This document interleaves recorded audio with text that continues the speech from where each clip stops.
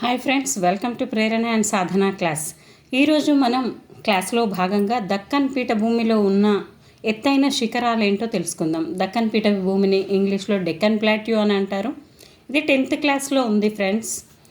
సరే ఫ్రెండ్స్, ఒక్కసారి చూద్దాం. మరి నేను దక్షిణ భాగాన్ని మాత్రమే తీసుకున్నాను. పశ్చిమం వైపున పశ్చిమ కనుమలు, తూర్పు వైపున తూర్పు కనుమలు ఉంటాయి. అదేవిధంగా కేరళ, పశ్చిమంలో ఉన్న కేరళలోని అన్నామలైలో అన్నయ్యమూడి శిఖరం ఫ్రెండ్స్. వీటి క్లూస్ అన్నీ కూడా నేను తర్వాత చెప్తాను.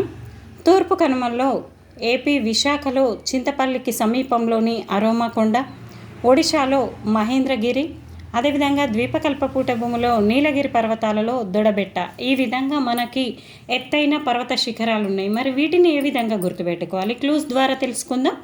కేరళలో శబరిమలై అంటే అయ్యప్ప స్వామి దేవాలయం ఉంది కాబట్టి శబరిమలై, అన్నామలై, ఈ అన్నాలోనే మళ్ళీ అన్నయ్యముడి శిఖరం. ఈ విధంగా గుర్తుపెట్టుకోవచ్చు ఫ్రెండ్స్.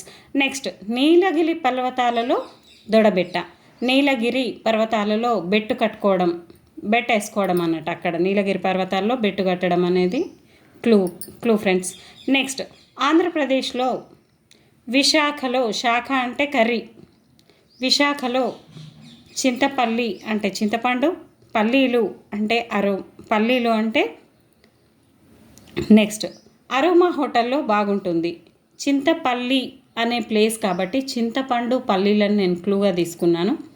విశాఖలో అంటే శాఖ అని కర్రీ అని తీసుకున్నాను. ఇది కూడా ఎక్కడ ఉంది? అరోమా అనే కొండ. ఇది ఈ శిఖరం పేరు అరోమా కొండ కాబట్టి మనకు హోటల్ మొత్తం గుర్తుకు రావాలి. అరోమా హోటల్లో చింతపండు, పల్లీలు అండ్ శాఖ అంటే కర్రీ చాలా బాగుంటుంది అని ఆ విధంగా గుర్తుపెట్టుకోండి. అది ఎక్కడ ఉంది? ఆంధ్రప్రదేశ్లో ఉన్న అరోమా.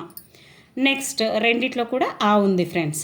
నెక్స్ట్, మహేంద్రగిరి ఒడిశాలో ఉంది కదా, దానికి సంబంధించిన క్లూ చూడండి. మహేష్ అండ్ గిరి మనల్ని బాగా అన్నిట్లలో ఓడిస్తారు అంటే ఒడిశా, మహేష్ అండ్ గిరి అంటే మహేంద్రగిరి. ఈ విధంగా నేను క్లూ లాగా గుర్తుపెట్టుకున్నాను. మీరు కూడా ఇంకేమైనా క్లూస్తో లేదా